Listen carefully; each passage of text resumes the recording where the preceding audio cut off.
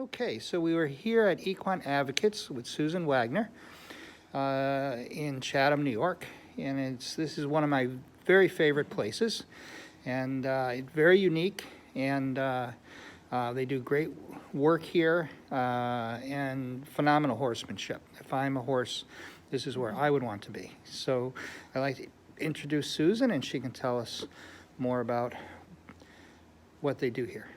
Well, thank you for your kind words, Ray. It's really wonderful to have you back again. And we always look forward to having your class here, but with the pandemic, I guess this is the next best thing. So I'm very honored to be included in this program that you now have. I founded Equine Advocates on February 27th, 1996, so we will turn 25 next February, which is a huge milestone for us.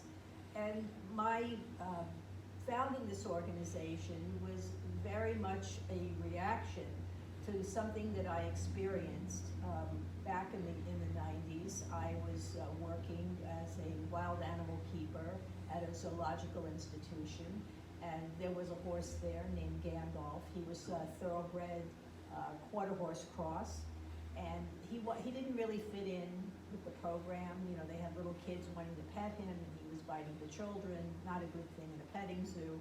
And so one day they said, well, they're going to just get rid of him and he'll probably go for meat.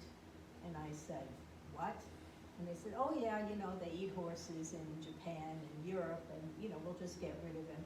Now, mind you, I had spent years working in the racing industry and never heard a word about horse slaughter, didn't know it existed. And I found out later that that was because it was a very, very secretive industry and everyone was keeping quiet. And these horse slaughter plants, and there were about 16 of them at one time operating in the United States, were all in sort of rural places. And there wasn't a lot of publicity. The internet wasn't as common as it is now. So it was easy to keep that secret. And it wasn't only thoroughbreds going, but a lot of thoroughbreds were going. And I was, as I said, in the racing industry and had no clue this was going on.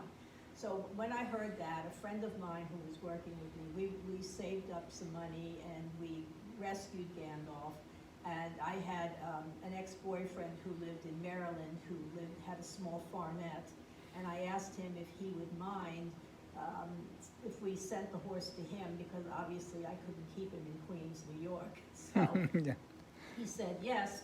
And in the interim, a woman from Staten Island called the zoo and said that she had a miniature horse that she had to give up. It's a long story there. But I said to Charlie, would you please, when you're coming to get Gandalf, make a detour to Staten Island and pick up this miniature.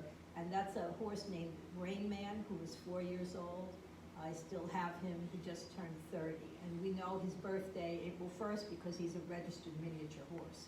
So sadly, Gandalf, who I always call my co-founder, passed away a year before we acquired the property for the sanctuary, which is very bittersweet, since he's really the reason that I even got this involved. But we still have Rain Man. He's one of our founding horses, and he's a constant reminder of why places like this are needed.